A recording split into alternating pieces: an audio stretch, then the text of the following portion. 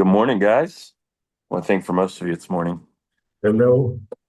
G'day. It's not in the morning for me. It's 4 p.m. Okay. I figured it'd be not morning for some of us.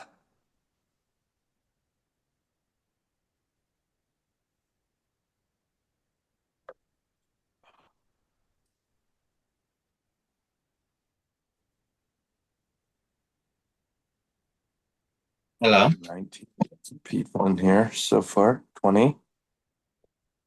Hello. Hello. Finally can go to one of your Zooms. Well, the last one I was like coming home from the gym, so I couldn't really do that one. So Yeah. I work out in That's the why afternoon, so that's why I changed mine up to see if we can get everyone some opportunity to get in there. yeah. This Jeannette. one kind of had to be this time this week because I'm on the go. Oh yeah. And then I'll literally hop off this, go train, then I have to go to SHOT Show. So it's a whole it's 100 mile an hour this week.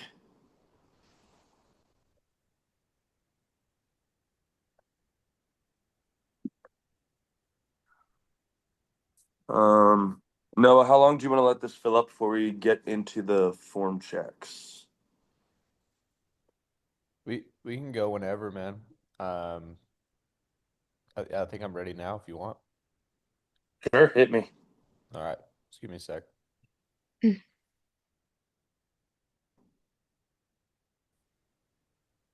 Hi, Mindy. Hi there. Ugh. Does anyone have any like immediate, short, easy questions while we wait for Noah to fire it up?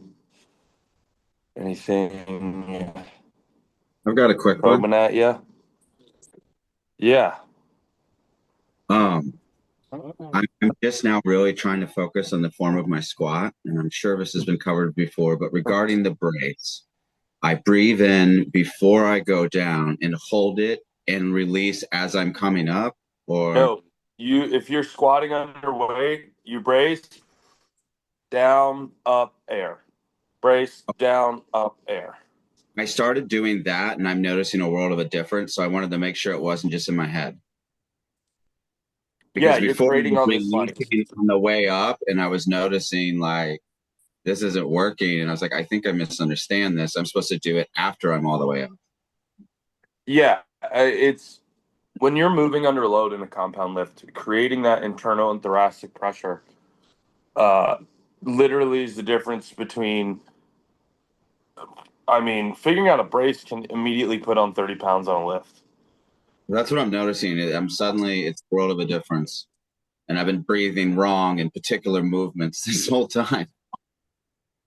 Yeah, it's something that you will forever kind of be trying to improve. I mean, you'll get the gist of it, and you'll have a brace, but you'll forever be trying to strengthen that. It'll always be the weak link, just because of the nature of leverages. Good to know. Thank you for that. Yep, Sorry, Nick. I was just cleaning out a couple of the older checks that found their way in here, so just give me all an good, extra second all here. good.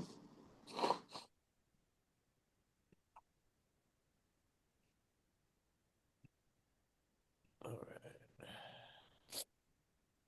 Dude, I'm staying at that Pyramid, the Luxor, in Vegas, which is supposed to be like, I think it's one of the oldest hotels. But it's also supposed to be like one of the most haunted on the strip. Is that the Chris Angel Hotel where Chris Angel, the Y- magician, performed? Yeah, the giant pyramid thing. Yes. Now it's Blue Man Group. That's the big. There's signs for them everywhere. But the one elevator I went down to go get coffee, and there was whole elevator was shaking back and forth the whole way down. I was like, "This is cool. This is That's not this what you is." want in an elevator.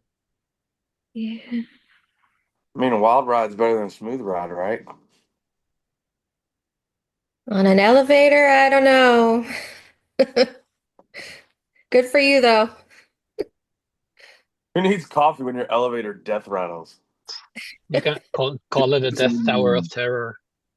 Mm-hmm. It depends on the battery on my phone. What its life is at is directly linked to my level of terror on an elevator if it's being rocky. If I'm at 100%, I'm not going to die of boredom if it gets stuck. Yeah, and Vegas, I don't really understand because you walk in the Luxor and everything's like Egyptian themed, which is cool. I'm down with the vibe. And then there's like a scale model of the Titanic, and I don't know how we got there. Egyptian, obelisk, Sphinx, Titanic doesn't make sense. Didn't the Titanic have like some Egyptian stuff when they're carrying it? When it sailed, it had some stuff in it, I think. That's a great question, and you could be right, and I could just be an idiot. So, but the last thing I expect walking into Egypt is seeing a boat. Ben Riley up first. Let's see. Ben, if you could get me a little bit higher, that would be great. It looks like, oh man, I'm using my phone. So sorry guys. We're soft lockout. He's getting his hips through fast, but you got to remember, Ben, we don't want to soften at the knees to get the hips through. You're continuing pushing the ground away to bring your hips to the bar. So our shoulders, hips, and knees are all stacked on top of each other. But everything else looks pretty damn good here. Deadlifts it up. For the stiff leg deadlift, you would just need to be more stiff. These are more along the RDLs, which is fine as long as they're hitting what they're supposed to be hitting for you, Ben. I really don't care. The mobility. I always tell people, we learn to deadlift, then I kind of back up from there, and then RDL, and then stiff leg deadlift, just because they require different ranges of mobility, and that's okay. But Ben, that's a good RDL like that, and just less knee bend will get you to that stiff leg. Next,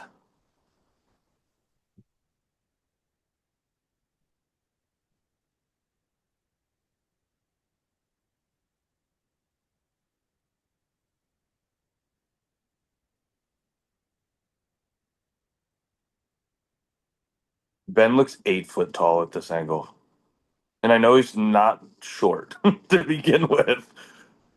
Ben is basically Hagrid. Okay, I love the way your knees are traveling and your toes are pointed out. We might be able to get you slightly wider, Ben.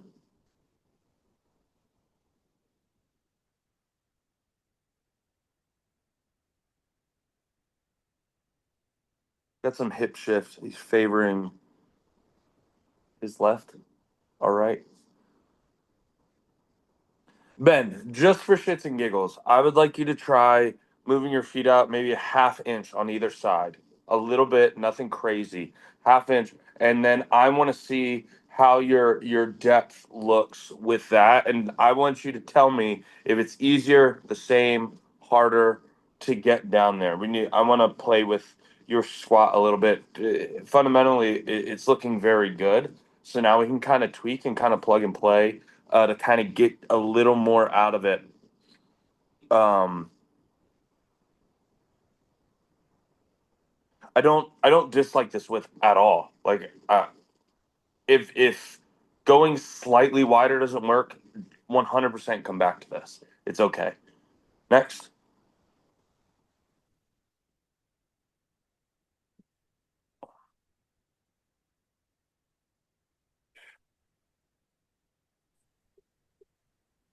Hi, so I have a question to this one. Last week when I couldn't join, you reviewed my row, so I added weight to it. And I wanted to ask the second part, it's a superset with lunges, especially whether I'm whether I'm transferring quickly enough between the two exercises, if it's a superset, and whether my lunges are okay. Yeah, I mean, it's that you're kind of overthinking this. You can only transfer as fast as you can transfer, right? Yeah, I That's- know. I just that's- never like thought about it. So I don't know. I could still have like 2 bars with different weights and be faster. You could if you wanted to do that. If it's a matter of this is all I got and I'm transferring, like, I mean, you're looking at, 15, 20 seconds of rest here. So you could 1000% add another bar. Or what I would do is I would come up from the row, shed that weight, come up from the row, clean it, put it behind my head, and then go right into the lunges. Yeah, but I had trouble. I tried it with lower weight once, but I had trouble getting it back after the lunges when I was exhausted. What do you mean? Well, I put it on my back.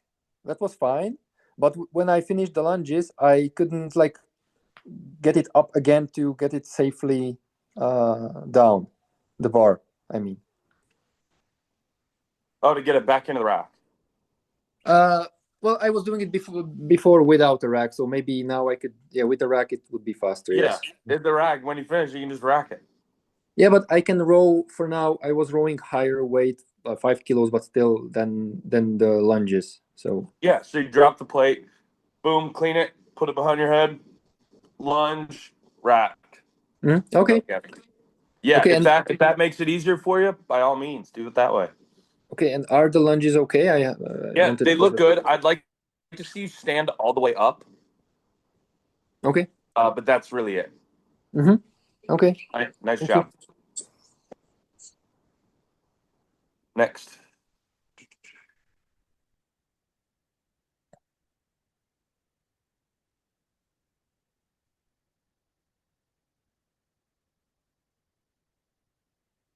$70, so 10-kilo difference. For Americans, that's about like 22 pounds, guys. 23 pounds, give or take.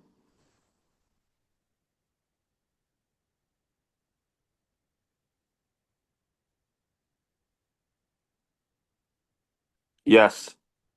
So that subtle forward shift in the bottom that we're getting out of your squat is a little less. Boom. Look how you fought back against the bar on that last rep on the boom. I mean, you're coming straight up out of the hole. So I love that you just attacked that spot in your squat. And it's going to be something that you're going to got a little forward there, but that's okay. You're getting tired. That's going to be something right now you have to very consciously fight until it's just part of your squat form, if that makes sense. Yeah, it makes. And what helped a lot, thank you, it was the cue you added when you did the review of the extra videos last time when you said I should like push my back into the bar. So that's I think that helped a lot. Yeah, that was like game-changing cue for me. It kept me from getting. I actually do it a little bit on the way down in the last like quarter of the rep, so I don't get forward. And then when I come up out of the hole, I just drive into it. It was that's one of my favorite cues of squat because it's something that you're thinking about squatting. You're not thinking about, oh, I need active input on this bar for my upper body. Like I tell people, squat, bench, deadlift, overhead, they're full body movements. They're not, it's not a leg workout. It's not a, you have your main mover, but it's so easy to kind of not think like just think you're stabilizing and not actively driving into that bar with something that you would normally think is the mover. Yeah, thank you. That helped a lot. Yes, sir. Good job. I love this.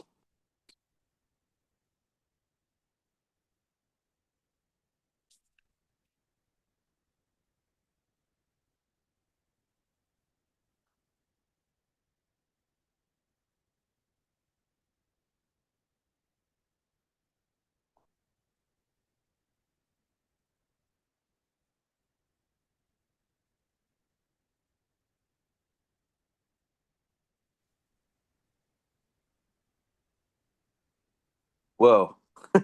She teleported.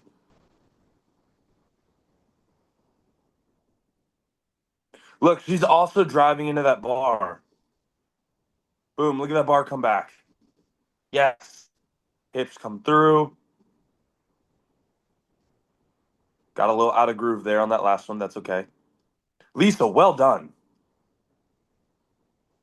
The drive into that bar. I mean, the both of you have really taken to that cue, which makes me very happy. I do want to see hers again.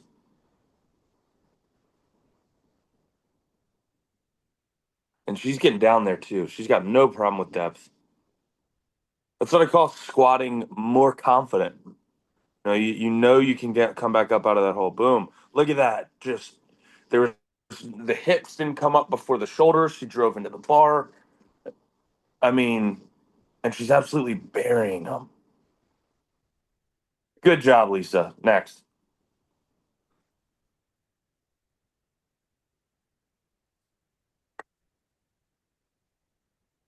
Front squats.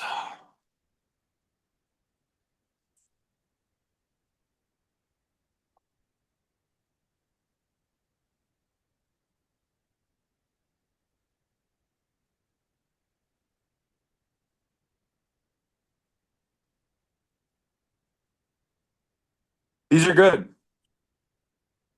Got a little bit of fold there.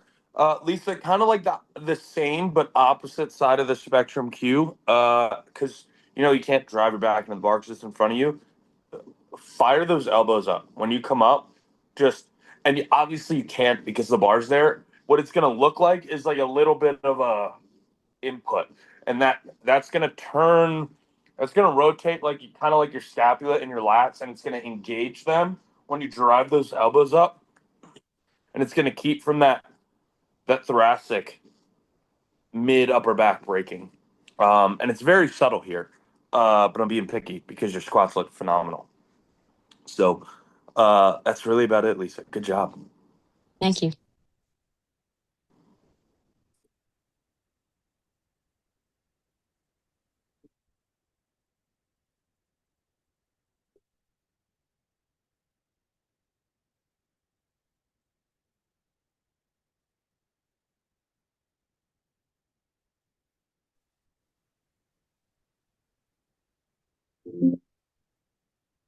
Those are good.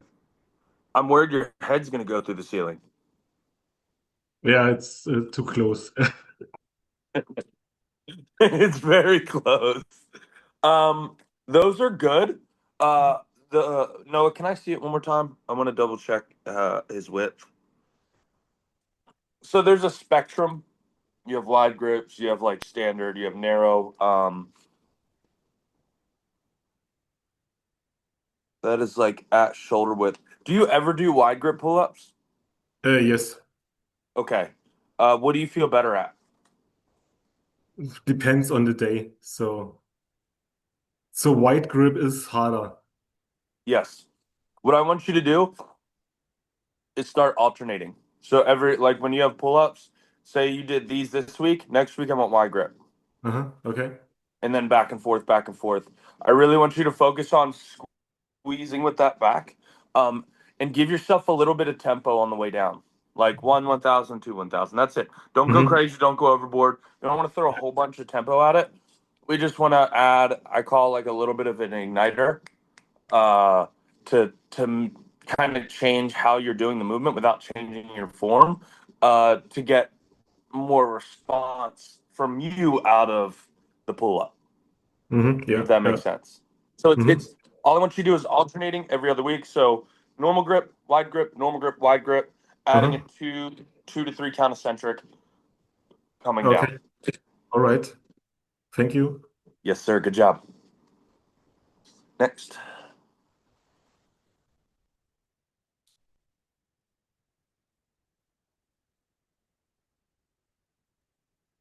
Feel like a toddler drinking out of a sippy cup with this giant.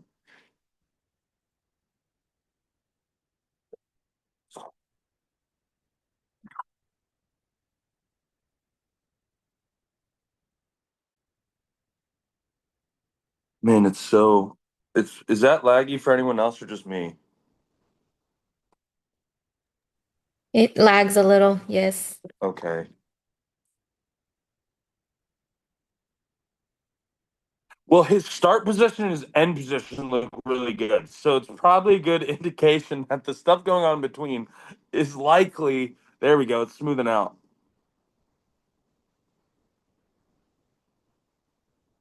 Yeah, Rodrigo, these are good.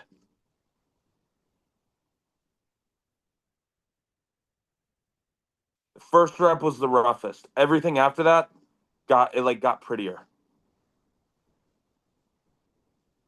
We need to make your first rep look like your fifth rep. Like that. So what that means, no more touch and go. Rodrigo, what I want you to do, if you still have this video in your phone, I want you to screenshot, the start position of those later reps, and I want you to just stare at it.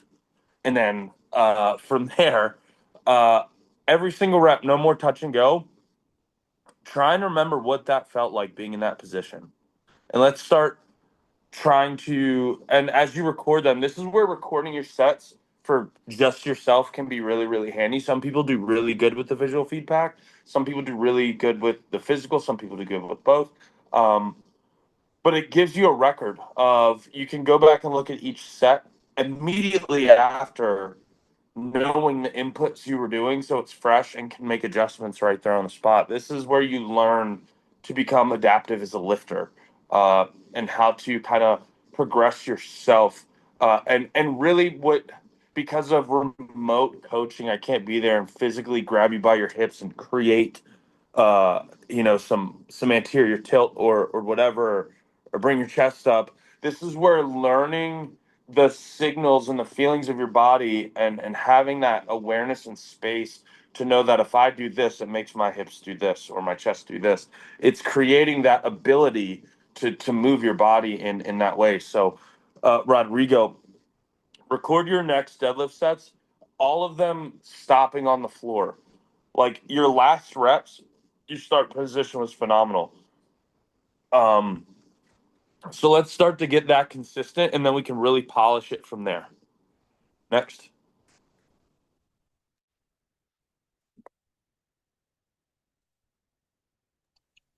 Oh All right, boy. Andres. Good. Look at that. Look at that thoracic turning now. We weren't really getting that before. You're doing Yeah. your head backwards with the movement, but you got the gist of it. Yeah. Yeah, when I you was when you go resting. cat, your head comes down. When you go cat, your head comes up. But the part that I needed to move was moving, so I don't care. Okay.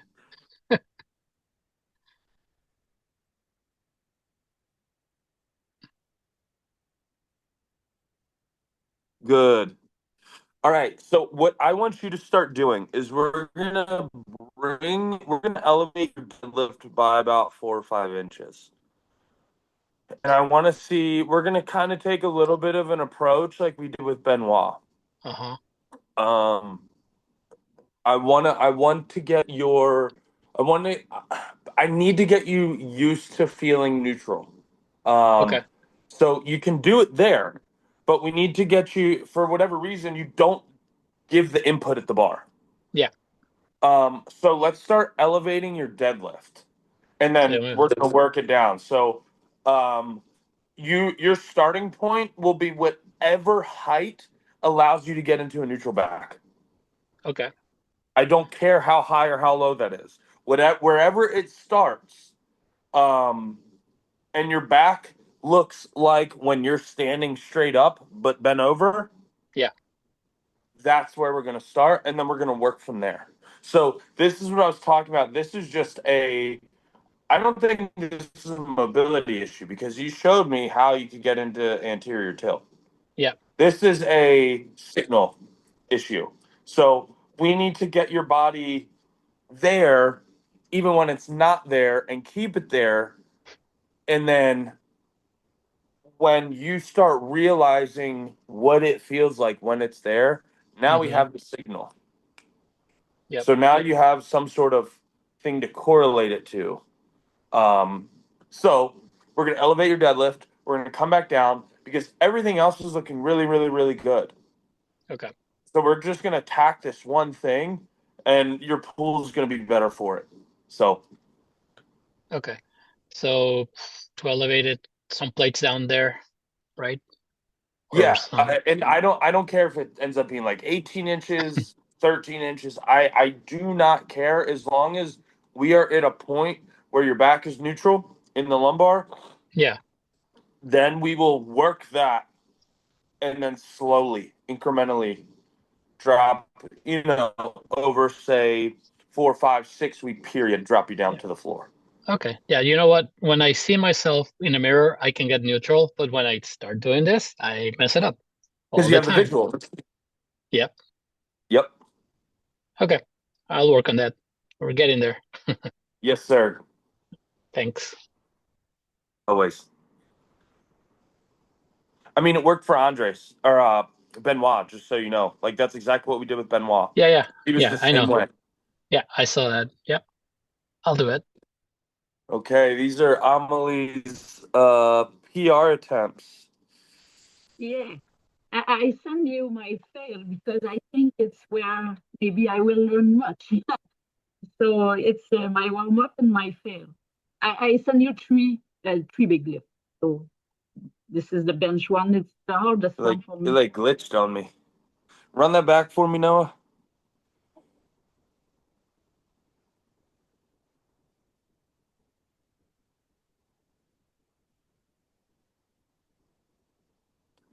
I can't tell the speed, but that was beautiful.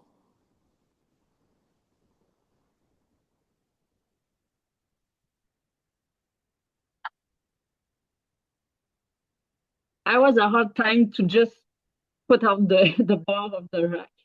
He should have given you a little bit of an unrack. That'd have made it a little bit easier on you. So what happened is you got out front. You got down to the bottom, and you're like, this is hard. And if you look in the bottom, your elbows and your fist, you went, and now you're cooked. You got Okay. it because you're now no longer in your bar path. I'll show you right when it happens. I'll call it. Which means your back wasn't probably as tight. Oh, geez, it just skipped.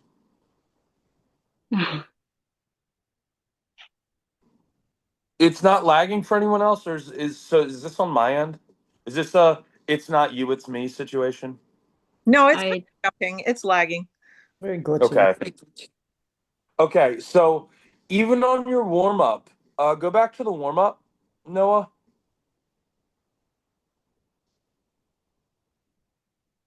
Watch where your elbows go in the bottom. See how your elbows just went behind your hands, Amelie? yeah. So you were doing it even at a light weight, but at the light weight, you're strong enough. It doesn't matter. You can drive it back up. So when you're coming down and you're going here, you're getting Yeah. out of the way of your power. So when you're doing that at a high effort, you can no longer get away with it. So No, this is the good. gravity. Yes, this showed us something. This is why sending PR fails is very important because I get to see what rears its ugly little head. And it's a very minute thing. So what we need to work on with you is now I give the cue breaking the bar, and it's not that I want your elbows to come in when we bench because that doesn't make sense. It's we're kind of loading the tricep and our lat some more, so it's man, I can't see myself, so I don't know what you guys can see. How do I'm using my phone, so how do I make it? We can see you. Yeah, I just don't know what I'm angle I'm showing you guys. So, so when Tell Noah to make it full screen. So we're snapping the bar. What I don't want happening is your elbows coming in like this, and now we're benching here. What that cue is, I'm turning my lats on, basically. I'm loading that tricep. So what it looks like from the side is it's more with my shoulder than my elbows. So my elbows still stay in line and then I drive, but I don't get here. So it's the difference of you being here and tight and packed versus benching spread out and flat. You see how I'm here. So when we come down, those elbows get past our wrist. Now I'm driving this way instead of this way, and I've lost all that tension. So you need to kind of roll like a deadlift cue of snapping the bar. Kind of gets you the same thing. I also squeeze really really hard with my pinkies as a physical feedback signal. I squeeze really hard with my pinkies to kind of turn that tricep and that lat on, and stay in that bar path. But as soon as your elbows got behind that bar, you were screwed. Okay, thank you. Yes, ma'am. We'll get you there. We're gonna keep on chugging. Thank you.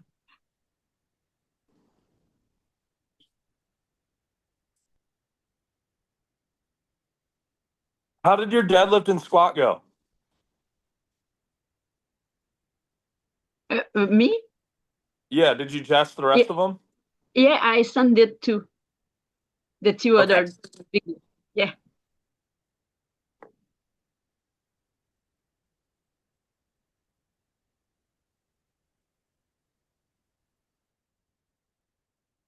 That would be really impressive if he came back that slow with all that weight on his chest. That'd be really hard to do.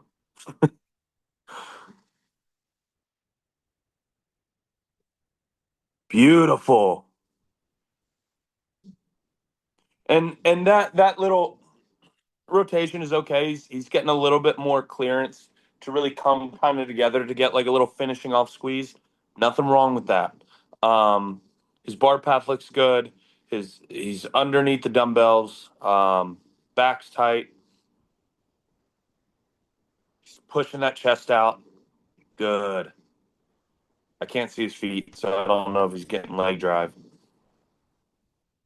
But those look good from there, Benoit. Well done. Next.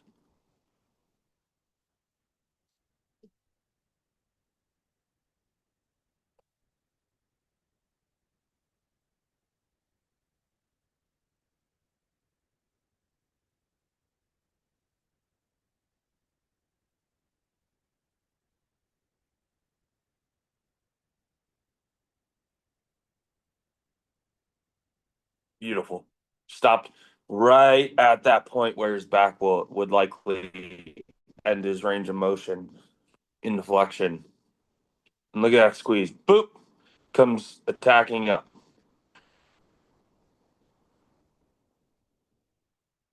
Next. Beautiful.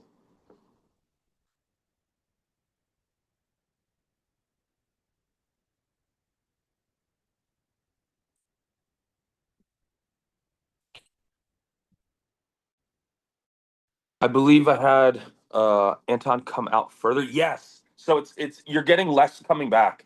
So this is good. We're getting closer to where that there will be, slightly a little bit back at the bottom, but just anatomically your leg's only so long. So to kind of get that stretch down at the bottom. Anton, you could probably even get away. Noah, back it up slightly. Yep, just side view. You could probably even get away with a little bit more. I'm just what I'm looking at is that knee traction, and it's usually what pushes someone back is ankle mobility, because their knee can no longer go forward over their toes, and so their body has to come back to make room for that lack of mobility. And at the end of the day, Anton, if this is how you did your split squats, there'd be no problem. But you could probably get away with, another half step forward, and you'd have a little bit more neutral of uh, a split, and you'd be more likely vertical. What I want you to do is, you see how you're coming down and leaning forward in the upper body. I want you to keep your upper body as vertical as possible as well when you're doing these. But this is good. We're playing around with different widths and seeing what really gets us there, and I'd also love to hear some feedback of how each of these changes has felt. Because if you're like, yeah, I went out further and it just felt like trash, we bring it back in and we just work there, dog. No big deal. Next. Can you hear me? Yeah, I can hear you. Oh, perfect. I finally made it. Oh, you're So here. Sweet. yeah, getting the feet out was helping a lot. But what I Okay. still have is when you look from the other angle, when you look to me, my knees still go out when I go down. So the one knee that is in front that goes out to the right or to the left, depending on it, which is still confusing to me. And I can go further out. I can try it. I just did it according to what Jen said. When you Your sit knees are down and you driving just stretch. outward, like outside Yeah, your hips. yeah. It's not a Not lot, really. but Not still. really. It's slightly. Okay, well, yeah. And you know what? That's okay. This is good knee traction from Okay. that angle. So what we don't want is them caving in. Okay. When you think about when we squat, we actually drive our knees out slightly, kind of towards our pinky toes. And that's your femur. Kind of, you got to think like our hips aren't necessarily where that joint sits. Some people have more interior, some people have more anterior, and that could the way it doesn't look like that is a muscle driving thing. That looks more anatomical, and it's very minor. As long as there's no pain or anything, there's nothing wrong with that slight little drive out. I drive my knees slightly out when I do lunges personally because it alleviates some of the torque. I deal with patellar tendonitis periodically, and it alleviates some of that torque on the tendon for me. And that's okay. Some people keep it perfectly straight and they can get away with it. As long as you're not collapsing on these or going really far to the outside, that's what we're trying to avoid. I did have some pain in the left knee, but it came from the shoes. That's why I left the shoes off. There you go. See, something stupid like that changes everything. Yeah, it's easy. It's easy. And Nice job, if you man. when you see from the side, there is like a little wobble in the hip.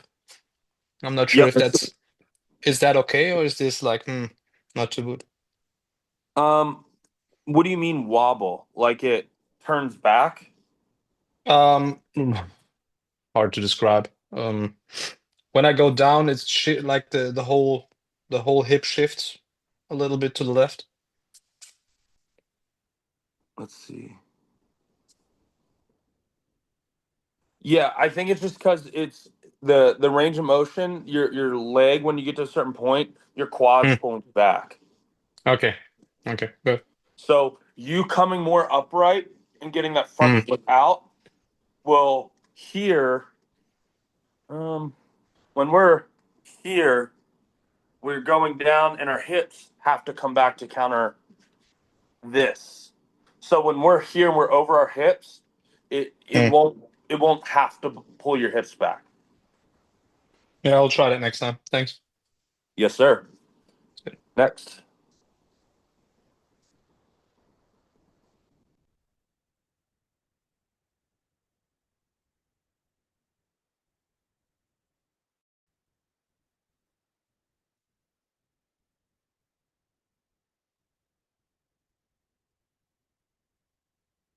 Playing around, figuring out position. I like it.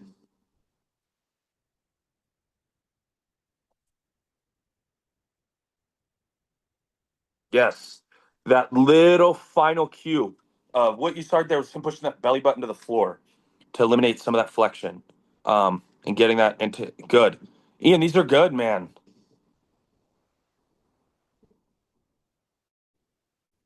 Brace, pack the lats. Ian, you're nailing your cues.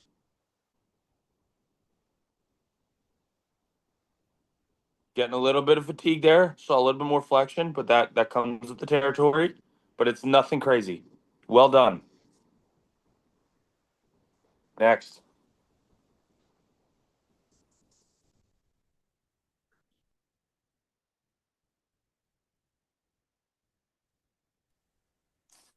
All right, that's me.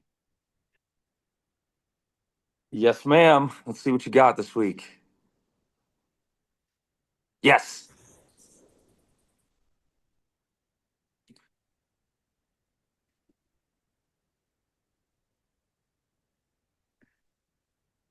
What did you notice right away? Feel What made a wise. what made a big difference for me was learning to push the feet towards the ground and not try to lift with a Yep. hand. But there's one thing that stands out, and it has to do with where your bar is. Okay. When you pick up off the floor, what happens? What do you mean? The bar comes straight up. You're no longer out front or behind it. So in the past, when you were coming up, there you were a little bit too far back, and the bar would slightly shift forward. But look where your shoulders are in relation to that bar. Your shoulders Straight. are right over the end of that barbell. When you pull in tension, boom. As soon as you pulled in tension, you were there and you hit. And you went. That was perfect. Thank you. I also changed the shoes. I started using the bow one, the no bow, flat shoes. That made Yeah, a the huge flat. difference. Yes. Mm-hmm. Probably made it a little bit easier for get your butt down, get your shoulders up. Absolutely. Yep. Well done. These look really good. Thank you. Put some weight on that bar. Yes, sir. Well, You're my lower strong. back. Let yourself be strong. Yeah, my lower back kind of sometimes hurts. Well, you're Thank bracing. you. You're doing everything right. Keep listening to your body. Your deadlifts are looking really good. So I'm stoked. I'm excited to see how they keep progressing. Thank you. Appreciate. Yes, ma'am. PR 200. Let's see it. She pulled it so fast, I missed it. It's so laggy.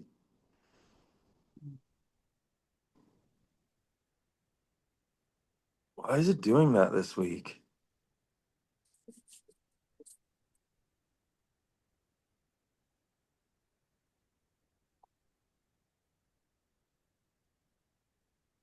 I test at 180. Yeah, 180 looked good. Looked real smooth. It's hard to judge the speed on these because it's kind of like glitchy, but the pull looked good. Look at that. Look at that. Oh yeah.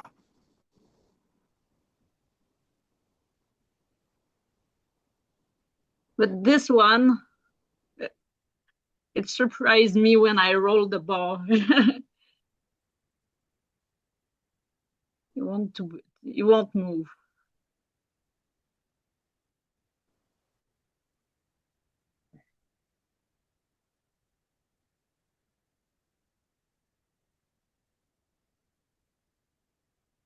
That's all right.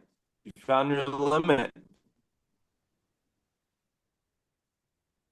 You're your overall goal, if I'm not mistaken, I think you said 185 was going to be a PR, but your Yeah, when overall goal was 200. yeah. And you literally got best case scenario. Yeah. You should be excited. You No, put what? You put 30, 25 pounds on your deadlift on this? Yeah. That's huge. Yeah.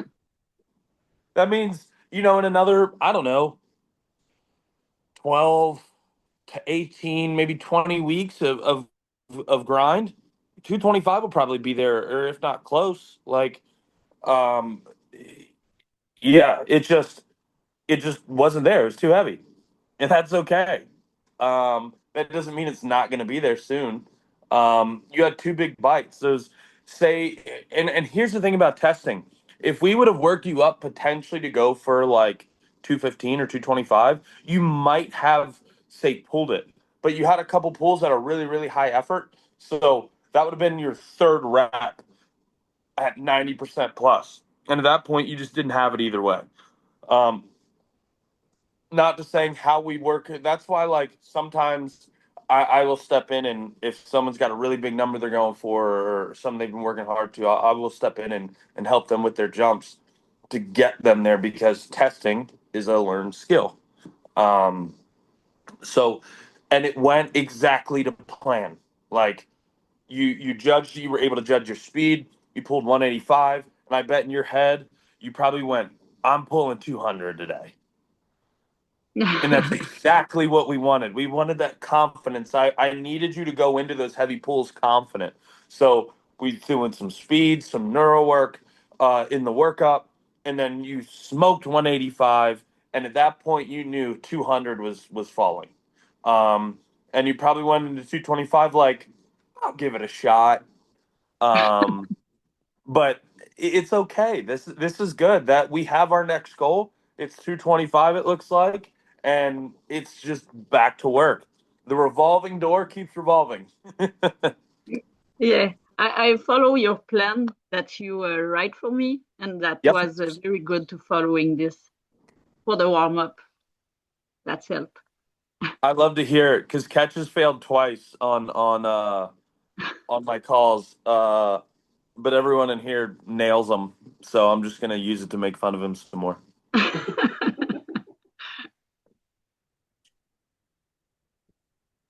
I'm gonna say catch you are the Just so problem. we're clear, I'm here and I'm listening to you. That makes it even better. My deadlifts yesterday were clean. Good.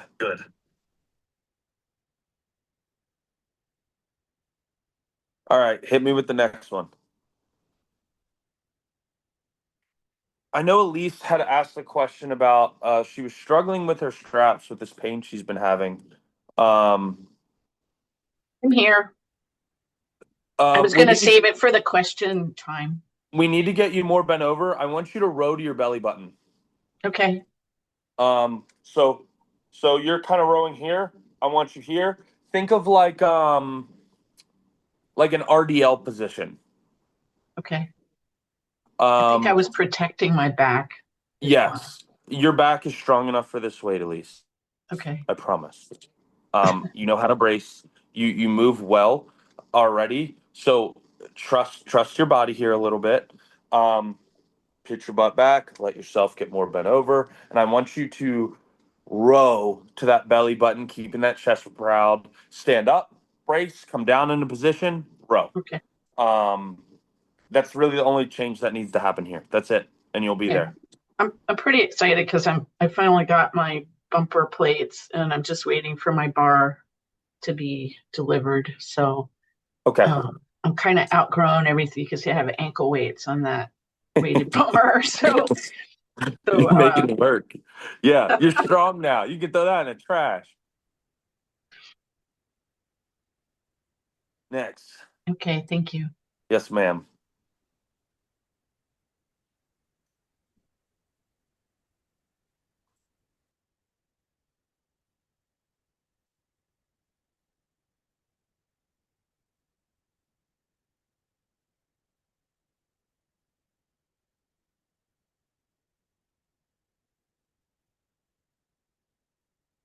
Can't really quite see his feet, but we're getting right there. I think he's kind of pushing his threshold of power here, so it's maybe a little heavy because we're not getting you see how the high pull is getting lower and lower and lower as he got tired.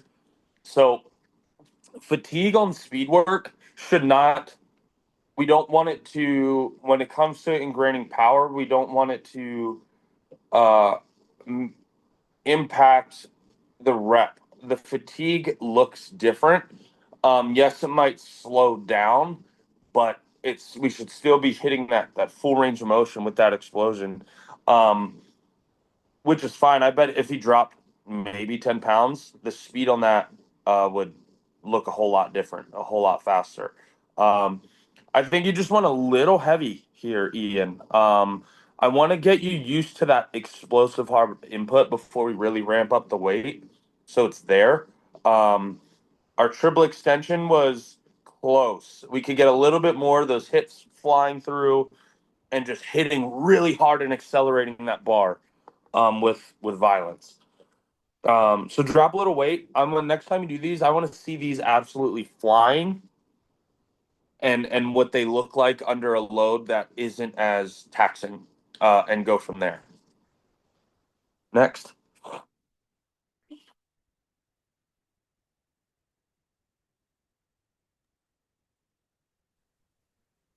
Hey Nick, I messaged you about this on the last Zoom and I didn't have a video. So yeah, my left side, I think I'm okay, but my right just it gives up really early.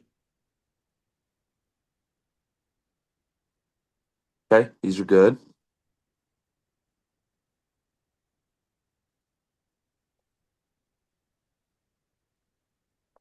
No, put me when he switches to his right. There we go.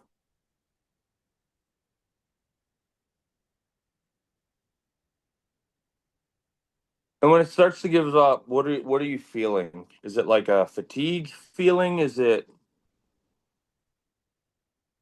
Yeah, I mean it's mainly fatigue, but you know, if I'm not paying attention, I can't really tell that I'm not fully extending. I mean, so far they look good. That one got a little bit shallower. There, yeah, they're starting to shallow out. Are you left or right hand dominant? Left-handed. This is gonna sound stupid, but that is likely a factor. Really? Yeah, because you probably favor your left. Huh. So it's slightly stronger. It's just it could be as simple as that. Okay. With an exercise like this that is so small muscle group focused, it's just a slight coordination, strength and balance. That's all. So do I want to keep the weight the same on both sides and try to match the reps? Because like if it's a set of 12, I could do 12 on the left, but on the right, I'll probably only get like 5 or 6. See, even when you retired there, that one where you were like really conscious to get it, that last rep, you pushed up into extension. Yeah. Like you got there. So it's just it's something you're gonna have to be super, super mindful of, because even at your most fatigued in the reps, you were like the last one, you were like, fuck you, I'm getting there. And you pushed, you were like, and got there. So I don't think there's really anything going on. I think it's just a matter of a slight imbalance, and that's okay. It's going to take time. You're going to have to keep pushing through. Your left's ahead. My right's ahead of my left. All the way back to when I was like 18, I got ran over, and I had super gnarly road rash on my left. I had a bolt puncture through my foot. And I was on crutches for a long time because foot healing's a pain. And my left calf is still to this day ever so slightly smaller than my right. And it's as strong as my right when I do stuff like this, but it's just the way it worked out. I think you should just keep doing what you're doing. Be very conscious of the input and making sure you get that extension like you did on that last rep. All right. Great. Good job. Thanks. Next.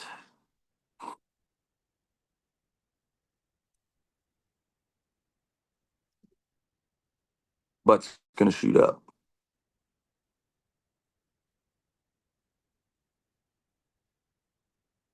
Yep. Butt shot right up. Stephan, you just started too low. You tried to like squat it. Now look at every rep after this. That's where your hips want to be. So no more touch and go for Stephan. I want you to do every rep like you did from the second set on. That's your starting position. Because you're in good position here. We just need to get you to start there. So all of this, as soon as you input, you go down, Now your hips have all this momentum bit, and then they roll forward, and your leg drive and your hip drive were mistimed. I want you to make note. What I would do, Stefan, is take a screenshot in this video of when you kiss the ground on the second rep, and make that your starting position.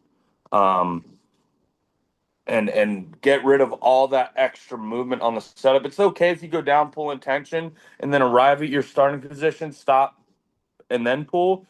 But it didn't. It gave you this forward roll, hips kicked up, because you were inputting your leg drive too early, hips kick up, and then you two-pieced the deadlift. Every rep after that looks great. So no more touch and go. Every rep from a dead stop, so we can really get that position in when you're at a dead stop. Because when you go to test, you won't have the tension that you have on touch and goes from coming down with the weight. So we need that power on demand. Next.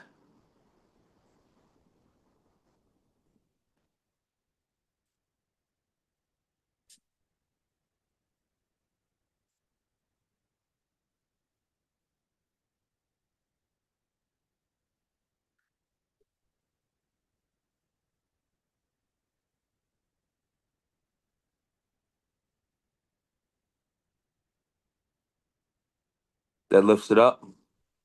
Brace. We need to get that brace. So, okay, yeah, we're way too heavy. We're going way too deep because our entire back, our brace isn't doing anything. So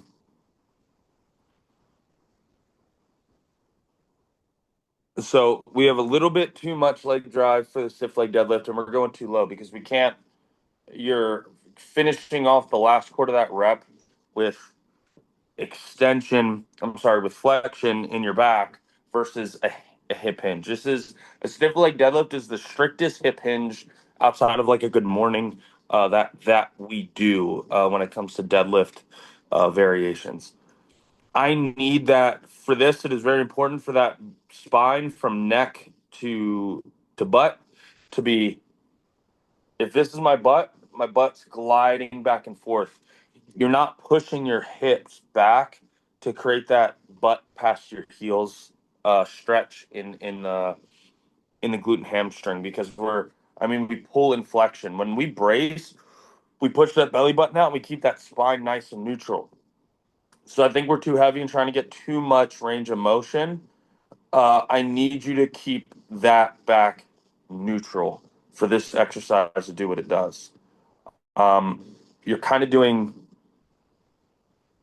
more of like a RDL / deadlift combination, like it's a limited leg drive deadlift. So let's drop weight, and let's get this movement pattern in, and then we can start putting weight back on the bar. Next.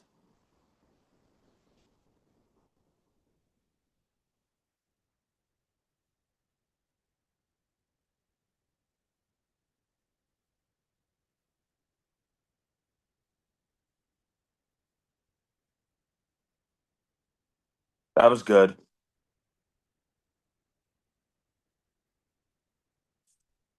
Yep. 1, 2, 3.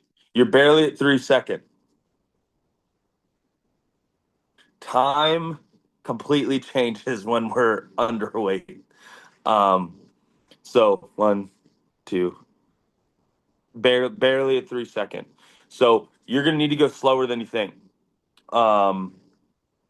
So it could be a little bit heavy, but you're coming down out front as well. See how you're riding your thighs, and then as soon as it leaves your knee, it's out front because our brace isn't able to support it, is what's happening. So the root cause is your brace. So this is really, really good that we're finding out. The root cause for all this is your brace. You're not supporting the weight. So again, for these, you need to lighten the load, slow down the tempo, and you're out front there. You're very mid-foot, front foot heavy. We need to bring that bar in, bring your hips up slightly, and pushing the ground away. and then coming down the same way you came up and just bearing down and creating a nice rigid midsection. So a brace is weak or it's disconnected, one of the two. But this is good. These tempos and those stiff leg deadlifts gave me really, really good feedback. And we need to really work on that brace and creating that rigidity in the midsection. Next.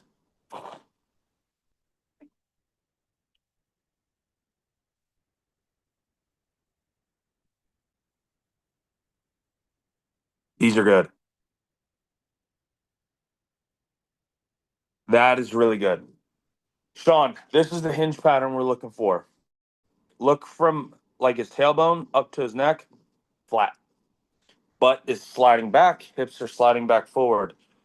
Ted, you could probably get a little bit more acceleration out of that glute squeeze, but technique-wise, it is very sound. I like it. I want to see a little bit more violent of a butt squeeze to bring those hips accelerating to the bar, but that's it. Well done. Well done. Next.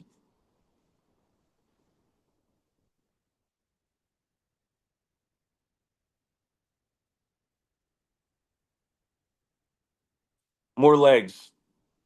You're all back. So kettlebell swing is a combination of leg, and I actually got room in here today. So we're swinging, we're dipping and reaching. Notice how I'm keeping a nice neutral. Driving with the legs, extending with the hips, coming up to about our face, catching, arresting with the legs, coming down, reaching to our heels, pushing with the legs again.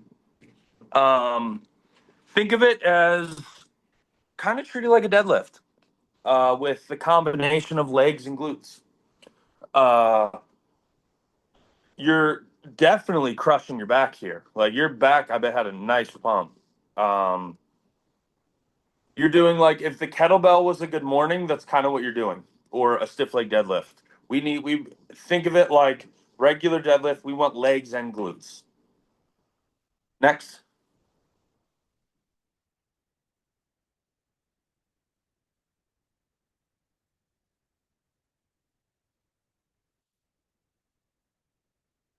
Let's zoom in here.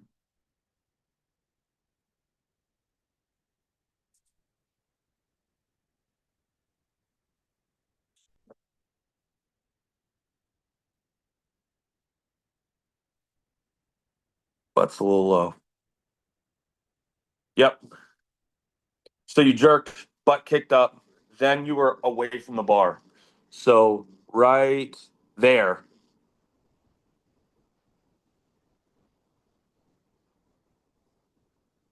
There. So you see where your butt rises to?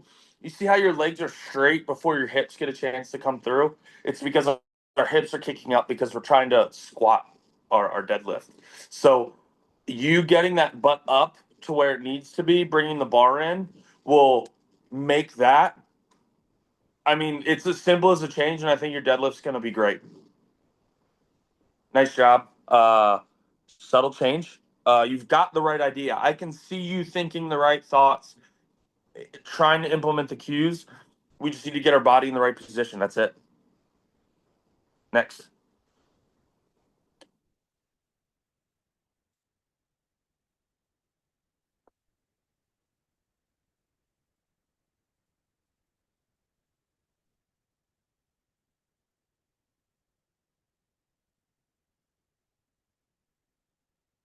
Same thing for Charley. Charley, your butt's a little bit too low. You jerked on the bar. You see how your hips rise up before the bar breaks? Same thing I just said to Guillermo. Let's bring your butt up a little bit, my man. And I think your deadlift will be a night and day difference in form. Really focus on keeping that core nice and rigid. If you look as you pull, those hips try to cheat forward, and I think partly it's because you're out of position. Let's start with those hips up and setting your back like you did when you were down too low. And I think that will kind of reorganize your body and make that pull much better for you. Next.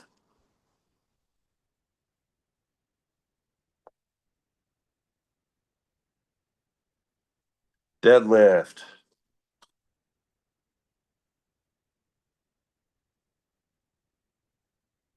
Let's get your feet a little bit wider, Jeannette. Just a little bit.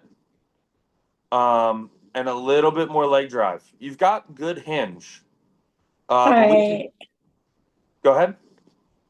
No, there's not a whole lot of area to film, so I was trying to. No, there's nothing wrong with the filming. I just want your feet a little bit wider. Okay. And I want more leg drive, more bend in the knee as you hinge. Your hinge pattern is good. But we want the legs. We want our big, strong legs to do a little bit more work. That's all. And I do have a quick question. My right arm has been hurting, and so I was just curious if you have any suggestions for that. What do you mean it's been hurting? It's like I have a bruise in the middle of my arm. You have a bruise? Yeah. Like just, did you bump it on something? Or? I lifted too heavy on Sunday, and so I might have bumped it. Okay, when we get to the Q&A, raise your hand, show me, and so I can see what kind of bruise it is. Make sure it's not I tore my bicep bruise. Okay. You would know if you tore your bicep. I'm confident. Yeah, no, I don't think I did that. If you bumped it, you're just gonna have to suck it up, lady. Yeah, okay. Next.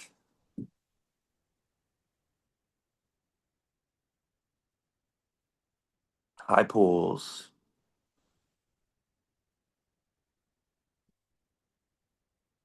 Good. These are that's a strict high pull. Keep those elbows high. Good. Next. Okay. Well done.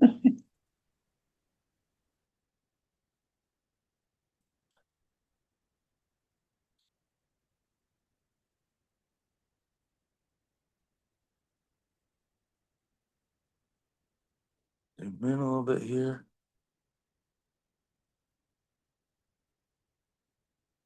Get those elbows higher. So you see that bar is out in front of you? I want it on those delts. Which is telling me the fact that it's not falling out of here means you could front squat a shitload more weight if you got it on your on an actual rack position with just your fingers underneath of it and it was actually on your body. You could front squat a shitload more weight. So let's get that rack position right. Your front squat overall looks good. Let's get that rack position right and see what you can do. Next. You're almost in a, like if you were going to strict press rack position.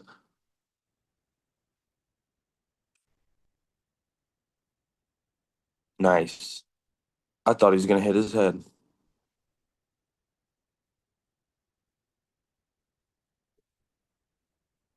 These are good.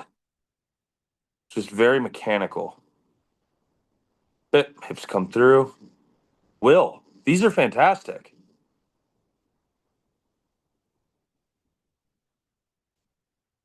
We might be able to get you a little bit back off the floor.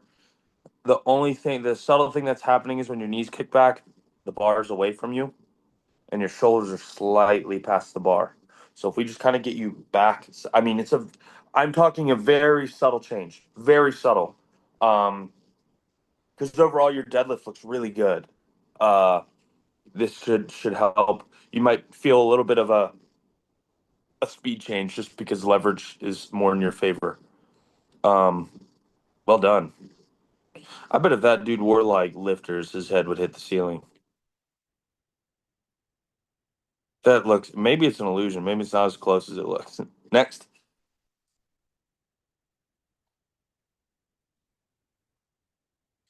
PR attempt. Yes. Yes. Just keep pulling. Just keep going. Oh my God. That was involuntary. Oh, and it happens like that. But you didn't stop too early. You made sure it was or it wasn't there. That's okay. That's one of those where like if you take a pound off, it's going. That's what that flirting with that max effort weight is. Like you'll find a weight where like it's going, it's going, it's going. And I mean someone could blow on it and it starts to move again. Man, you're right there. Awesome. That's good to hear. I was a little frustrated that I couldn't hit it. Win some, lose some. Yeah. It's okay. But you were definitely, that was a very solid attempt. Like your back position, your hip position, everything is good. That was just, you ran out of gas. It was a long pull.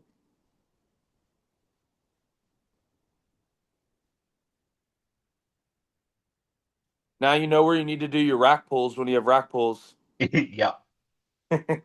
Nice job. Thanks. Come on, God damn it. Maybe not my day. Let me watch it one more time.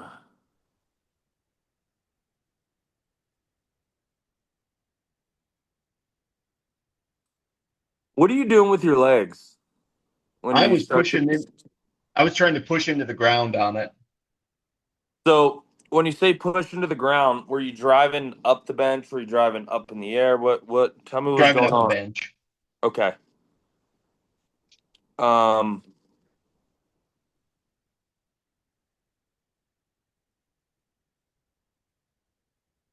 You didn't really get much tension after you came out of the rack because your elbows flared out. Okay. Came out and then went right into it.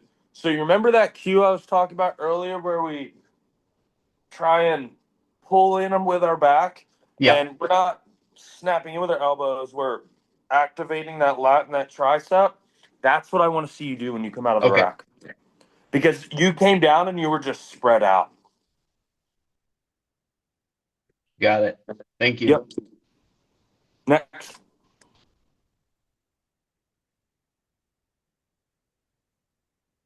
Body weight plus 30. Good. You get really good at push-ups. Nice job. Next. Awesome. Thank you. It was like one tweak, and now you're just running with the wind. Yeah, like keeping the face forward really changed it up for me. Yep. It's kind of annoying how kind of stupid, like that one little thing just. Honestly, I find it fascinating. I'm getting ready to go into nursing school, so now I'm just looking at the body a completely different way with workouts. Yep. Next one. That'll give you more understanding of like what's doing what, how things move, and barbell back squat.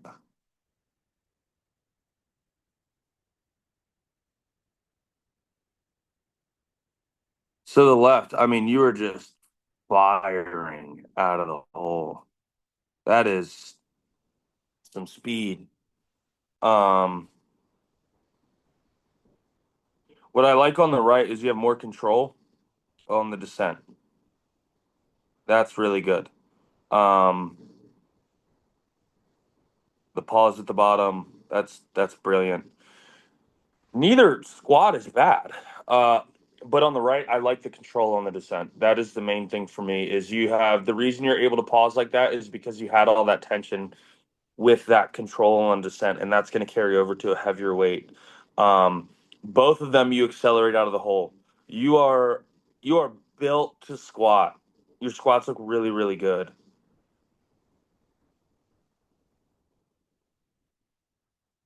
Bro, these are great.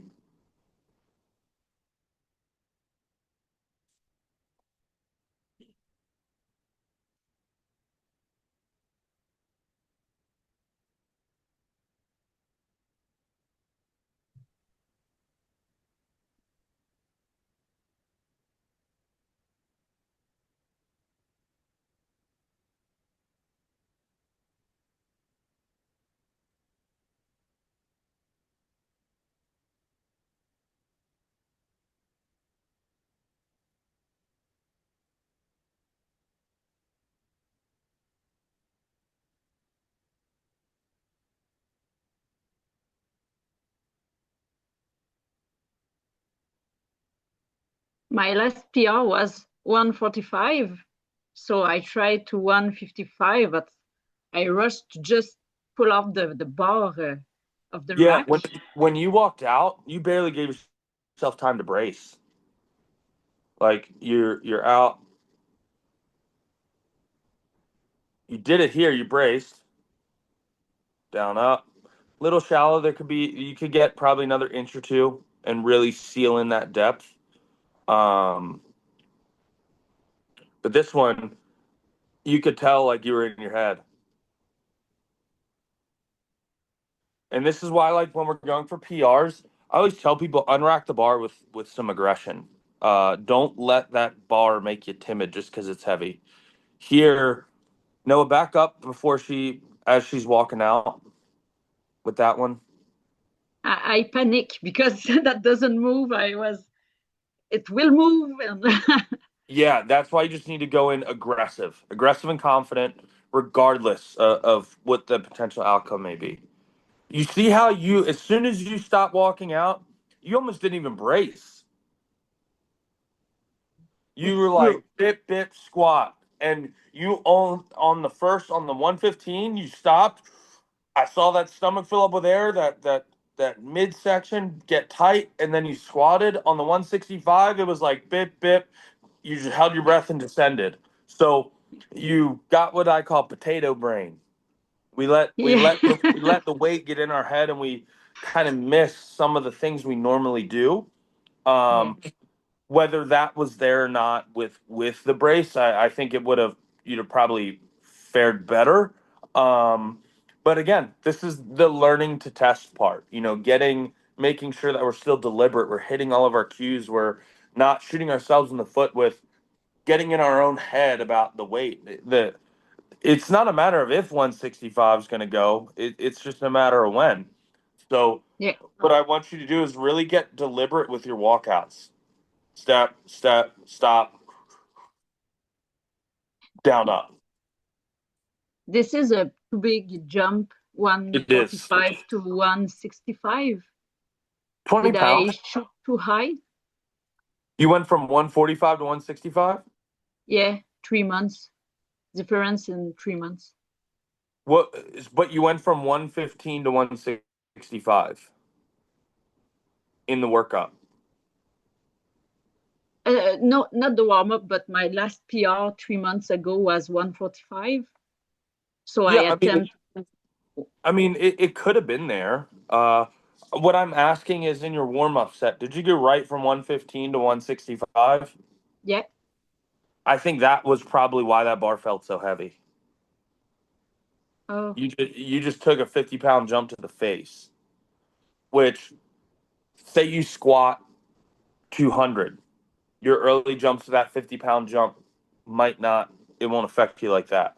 But a 50-pound jump at 100% is a lot. It's your central nervous system wasn't quite ready for that big of a bite. Which is why I think when you got under it, you were like, dear God, what am I doing? So I think if you'd have made like a little pit stop, 115, 140, 165 or something of that nature, to give yourself that, like, oh, this is only a little bit more than what I had in my back. I got this. That's kind of what it's doing. It's getting your body ready for that weight. I think it was a combination of things. You walk out, you're missing some of your cues. You weren't really getting yourself set tight. And then on top of it being a 50-pound jump, your nervous system just kind of got a shock. And that's really all it is. So this is good. This is a valuable. It might not be the outcome you wanted, but it was still a very valuable outcome. Okay, thank you. I understand. Yes, next.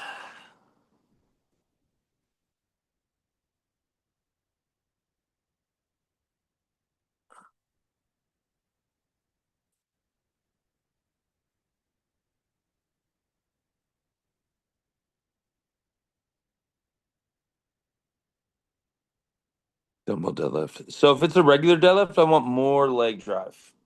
If it's a stiff or an RDL, you're doing great. More leg drive. Try and get slightly lower. If it's not a stiff leg deadlift, if it is a stiff leg deadlift, these are looking good. I would say push your butt back further. If it's supposed to be more of like a conventional pull, we want a little bit more legs. But the hinging's good. Nice. Next.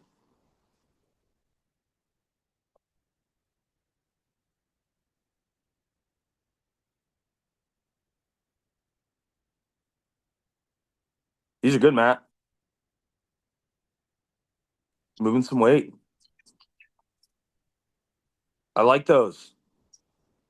Good range of motion, dead stop every single time.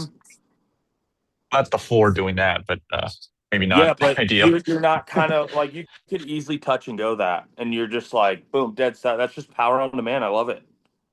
Thank you. I don't know about easily, but yes, I can. I'm trying to get the range of motion and the full stretch and flex there. But thank you. Yeah, it was great. Yeah. That's a solid heavy row, man. Well done. Well, and I'm so lost of where to put the platform there. I'm like sliding off, but got to make do with one barbell and a home gym. Yeah, and you're doing it. Yeah. Okay, thank you. I appreciate that. Yes, sir. All right. So Q&A time. What do we got?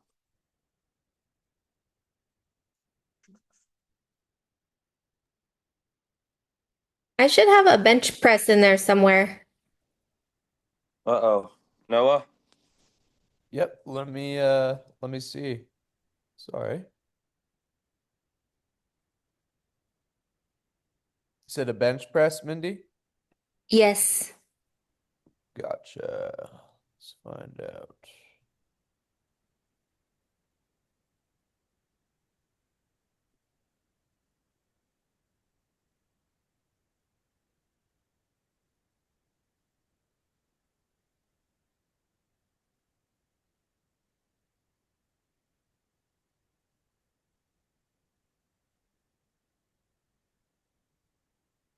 I don't see anything in here. Mindy, are you able to re-upload it on your end and we can just go on that from there? Yeah, absolutely. I'll go do that right now. No problem. Thank you. I'm gonna go take a leak while she uploads that. No problem. Now, of course, my app wants to update. Oh no, there it is. Technology. Mindy, where is that picture that you have there on Zoom? That's Venice Beach. Oh, nice. Yes, it's super cool.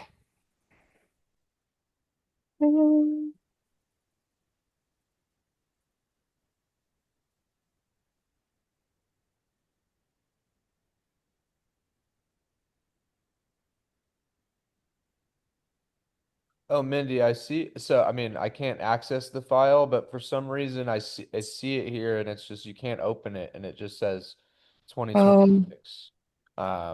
So it was around, but I don't think it was a viewable file. But that's all good. Let me look. Maybe it's the folder security that it's in.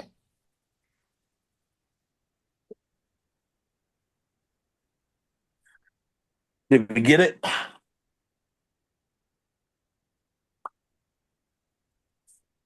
Sorry, guys. Oh, you're good. So Nick, did you move into your new house? In the process. I've got like a bunch of like my clothes and like my necessities, and then I'm loading up. We got a 20-foot like enclosed trailer up at the farm. I'm loading all that up. I'm staging. I don't have a lot of stuff because I always lived, if it didn't fit in my 19-foot camper, I didn't keep it.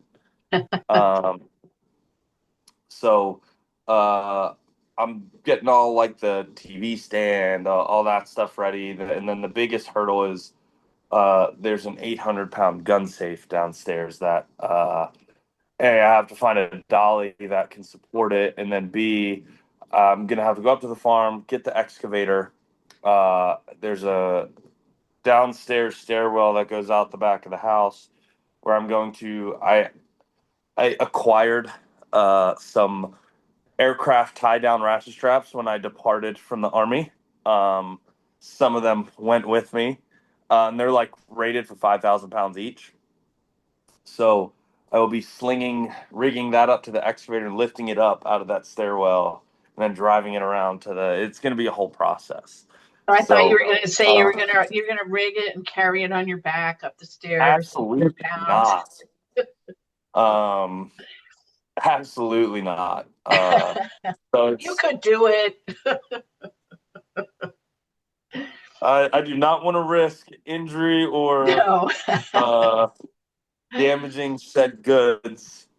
I feel like I'll have to re-sight in every single scope that I have on when I get done doing that.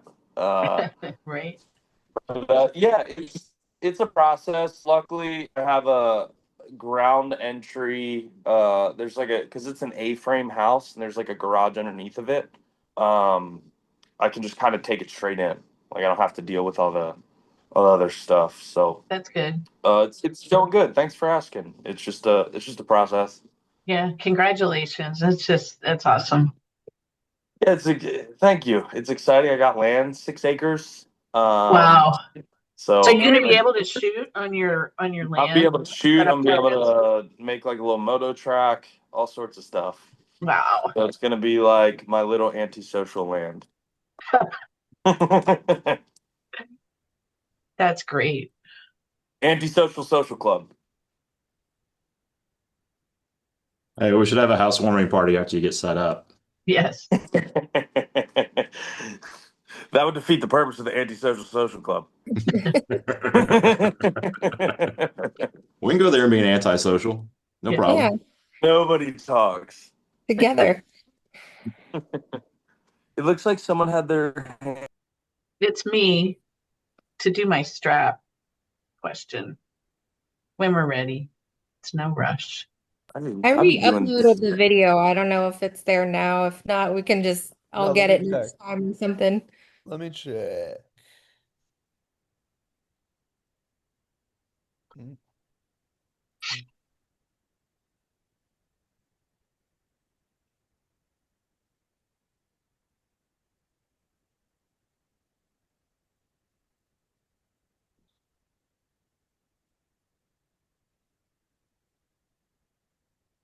Elise, you can hit me with that strap question while Noah's sorting that.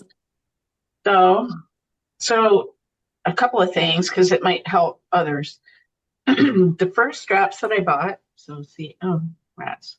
Straps. These are terrible. Okay, I got it. Sorry. Okay. Sorry, I was talking to myself. Go ahead. Keep talking. Do you want to do the video or you want to just go ahead, Elise. We'll back this out. And then we'll go back. Okay. So I found that these are, I don't know if you can see. Oh God, this stupid thing. Okay, here, I'll put it in front of my face. It's a Versa grip. So these are they push my thumb out to the side and it causes basically all the force to be on my fingers, not really having a good grip. So I found these to be insufficient. So it's a Versa grip. It's not really a strap. Okay. I mean, I couldn't really see what I was buying online, and then they showed up, and I'm like, well, this isn't what I thought. So now I have these nice pink, and I guess my question. The right direction. Okay. So thumb. Nope. You go under the bar towards your hand. Say again. So if the bar's in your hand, you're going to go under the bar towards your hand. No, so hand on one side. Nope, strap's not over. Strap's going to go underneath the bar. Okay. And then I guess my question. Nope. Okay, so put your palm facing me. So see how that strap is on the other side of the bar? Yes. You're going to flip it up over the bar, just like that. Yes, and then you're going to wrap it towards you. Okay. And now you're going to Now what you're going to do is you're going to twist it back like a motorcycle throttle. Other way. You're going to feel it get tight. And then you kind of, without letting it unwrap, roll your hand back around without sliding the strap, and then you're going to twist it again. And you're Okay. going to feel it get tight on your wrist. Yeah, it's tight. That's how those work. So let me It's gonna ask. take practice. So when I'm doing this, I want the not to be the strap to be wrapped over itself. It should be. No, you can. I wrap it over itself, so it's all in one spot in my hand. Okay. So I do 2 wraps, and then I actually take the 3rd wrap and wrap it back over the middle of itself, just because it's all right there. Yeah. But again, this is preference. So if you want them nice, evenly spaced out, that's okay, as long as you can get a bite on that wrap. Okay.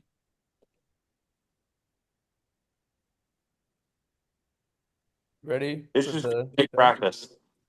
Yeah, it's really more like the second hand is harder to do. I mean, I feel like Yeah, such a you kind of you dangle it on the other side. So if the bar is here, you dangle the strap and then you reach around and grab it. Okay. Actually, I think I have mine with me.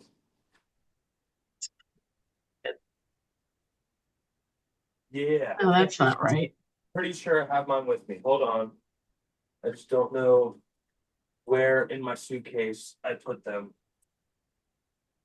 Maybe I forgot them. Probably easier when you're not holding the bar in the air too. So Yes, that's a very good point. yeah. All right. Are we ready for the bench? Yeah, so I'm just gonna use a wrist wrap because it'll still work with the same concept. So say I'm just wearing straps, right? Have a lamp. I'm gonna use a lamp.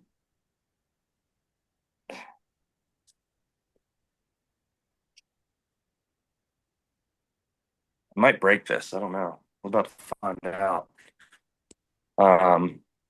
So this is my strap. I should probably turn this off. Right? It's around my wrist. What I do is I actually grab underneath with the hand, and then I just feed it back through with my thumb over and over again. Just like this. Okay. And then I twist, and I'm pushing with my thumb the whole time, then it's tight. And then when you let go, it just comes right off.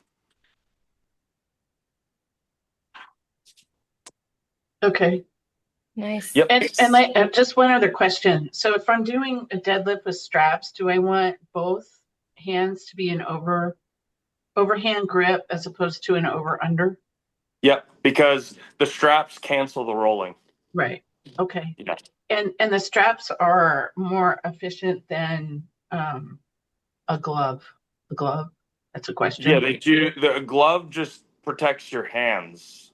Strap ties you to the bar. Okay. Gloves are, I mean, as far as performance goes, useless. Okay. Yeah. They're I don't have like a comfort or a preference. Okay. And always no glove with the strap.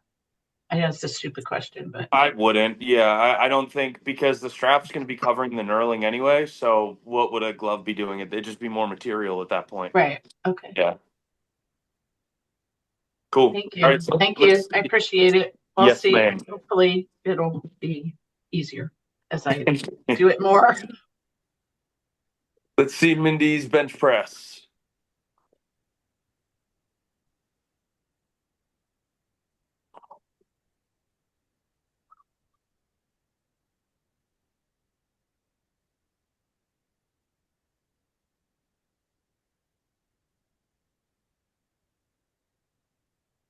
I love your setup. Oop. Yeah. Didn't get it.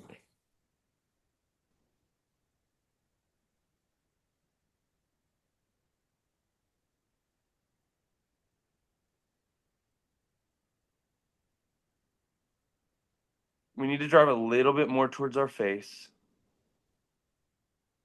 Yeah. When you're struggling. So I like that you're leg driving, but you're leg driving the wrong direction. We need to leg drive up the bench, not up in the air. So when you're pressing and you're starting to fight, you're kicking your hips up and pushing down towards your hips with the bar. So it's counterproductive. Okay. So squeeze my butt, clench your butt cheeks together, and drive your body up the bench long ways as you're driving back up towards your face. So you're kicking up and moving also your whole upper body, which is creating a movement and an instability. Okay. So Is it go ahead. like I guess when I push through my feet, I tend to feel, I don't know, stronger if my heels are like I pull my heels behind me, and I think I tend to push through my heels. Should I be pushing more through my toes? No, that's totally okay. One of the cues I use is screw my heels into the ground. So I'm Okay. flat-footed on a bench, and I'm actually driving. Think like this, not like this. Mm-hmm. So Okay. I'm driving. If you see how you have that arch in your back, that's good. Mm-hmm. So by driving up the bench and the weight pressing my upper body down into the bench with my leg drive, I'm driving into that coil like this, with the peak being my rib cage. So I'm creating tension in that coil. So I'm coming down, leg drive. And now I'm driving into that power versus up in the air and changing my whole body angle. Okay. I You will got the work right on. idea. We just need to get it in the right direction and the right timing. Yeah. It's an awkward lift for me. I just feel really weak on these. Benching is the one that doesn't click for me. I mean, I get it. It clicks now, but like I don't enjoy benching. It's the least fun lift out of them all. I'd rather do a set of as many reps as possible in squat than work up to a max on bench. It's just an annoying lift it's the one that my body doesn't enjoy. Don't know why. I don't have a coaching logical reason. It's just the one that didn't click for me. And everyone's got that one, and that's okay. All right. Well, thank you. Appreciate it. Yes, ma'am. All right. Questions? Who's got them?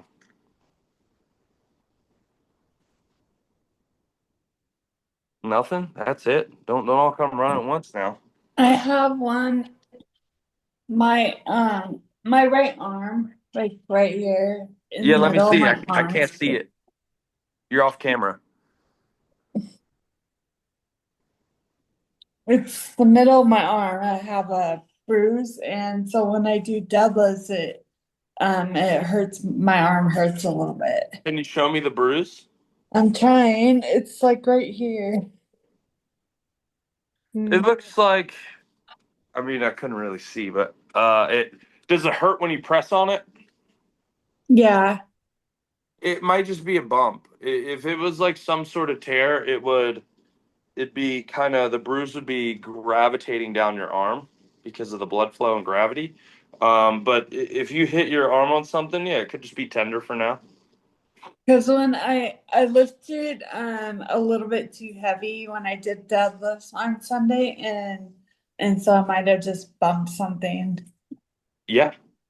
Because I'm doing 135 right now, and Sunday I did 145, and so it was a little bit too much too soon. Because I just went from 115 to 135, so Yeah, I would just pay within the attention last to it. week. Yeah, that's a jump. I would just pay attention to it, and if it keeps giving you problems, then potentially it could be something else. But I think you'll be just fine. Okay. I bet in a week or two that bruise will start to go away, and you'll notice the difference. I have one more quick question. Sure. I need ideas for carbs because I usually get them from like fruits and vegetables, and so I'm not really sure. Like in the nutrition tracker, it has that separately, so. Yeah, so like fruits are a very dense carb source. Vegetables they are carbs, but like they're kind of unlimited because they're vegetables. Like you can eat a whole package of spinach and still be hungry. But you got things like rice, potatoes, like your starchy carbs. Rice is a really easy one to do. It's a really solid, it's a really robust and efficient. Like for jasmine rice, it digests a little bit faster. And you can make a shitload of it. It's cheap, and it is one of the most preferred carb sources in the fitness world, if you will. So rice, potatoes. Typically, bread comes with fat, so that might not be the best option depending on what your nutrition macro split is. Pasta's I know a carb. protein I need a lot, but like carbs are a little bit less. Yeah, Like on training days, I need 11 grams of protein or 11 servings, and Yeah. carbs are like 6 to 8, I think. Yeah, you could probably do, depending on the serving size, I would say rice would probably be one of your best bets to go with. Because it's easy. You can buy the microwave bowl, you can put it in an Instant Pot, you can boil it, you can there's a couple ways to I do it I'm in an lazy. Instant I Pot. just buy the little, like Walmart has the little like cups that like 1 cup rice or whatever. And so I Yeah. just microwave for a minute and there you go. There you go. Then that'd be a good thing to throw in to get a little bit more carbs. Just do some Okay, rice. cool. Easy enough. I'm used to macros where everything where fruit counted as carbs and stuff, not where it was separate like the nutrition tracker. So Yes. Is Catch still in here? He would be able to elaborate on the thought behind their nutrition tracker. I count my macros. I have a nutrition coach and we do it off macro count. So I do it the yeah, old school way. I'm used to macros, so Cool. Next question.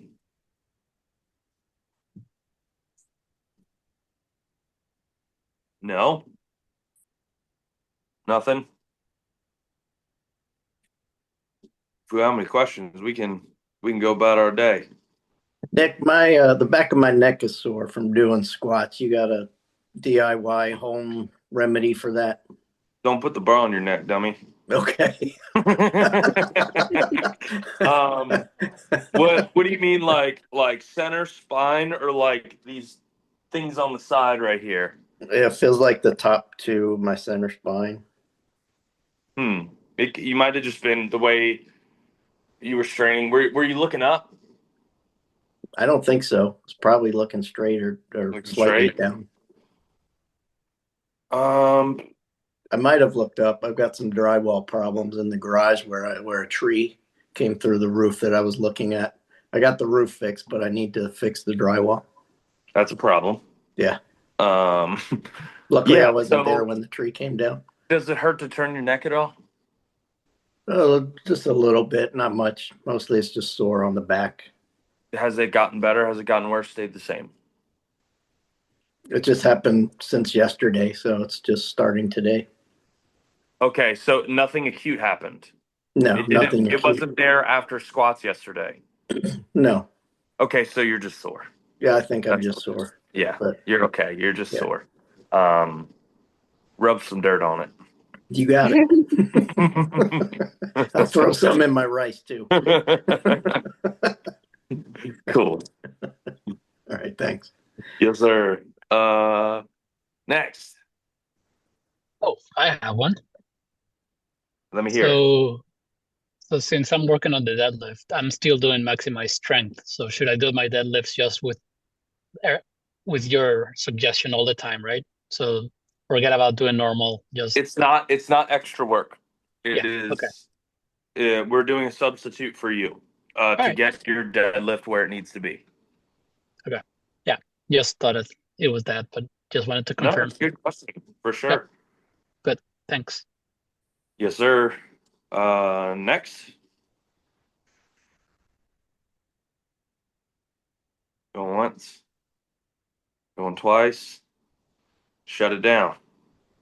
All right. Well, if no one's got any more questions, I'm gonna go lift and start my busy day. I appreciate you guys showing up, and you guys are improving severely weekly at this point. Like, especially like some of you regulars, like Mindy, your bench press, although a couple things, like overall you got a lot of the setup. Like, you're not flat on the bench, you have a slight arc. Like, you did so much right. The bent over rows, everyone is absolutely nailing their bent over rows, except Elise, you're fired. You'll get it in no time. It's about time we found something that was difficult for you, because every other time I give you a cue and then it's pretty. So you're It's just due. I had back surgery and I protect it. I'm always protecting it. So I don't even necessarily know I'm doing it until you point it out. Yeah. All good. But I will see you guys next week. I know it'll be a Jen and me week next week. So start getting, as you train, think about those questions. Think about if you have, when you're going through a movement and the cue's not clicking, think about what that might be. What input you might need to, like for Andre with, when we're going on his deadlift, why is it that he has no problem with anterior tilt in cat-cow, but he can't get his body to respond to that cue in a deadlift position? So those are where we're kind of actively thinking on when you hear me use the term spatial awareness, where our body is in space, and accordingly input. And some people can do it on the spot. I can go, hey, turn your hips down. They do it. Or I might say to Mindy, turn your tailbone up. That cue doesn't click for her. I got to word it differently. Figure out what that visual looks like for you with that cue. Because I'm always looking for different cues to get stuff to click for different people. It's just like Adams, I thought was really good with the good mornings. Like, you're trying to push the door closed with your butt behind you. Like, I thought that was a really good one. It's little things like that. So start thinking about what needs to move, and visualizing is a huge part of my training. And I strongly encourage you guys doing it pre-lift, like while you're stretching, warming up. Andres, for example, when you're warming up on your deadlifts, visualize that position you need to be in. Think about what it looks like when your body has to, the belly button has to push forward, the hips have to rotate down. Think about what it looks like to move, to try and start getting your head wrapped around the input it needs internally to get it there. Make sense? Yes. All right, I'll shut the hell up. You guys have it a does. great day. Thanks for showing up. See y'all next week. Thank you for everything. Bye, everyone. Bye. Thanks.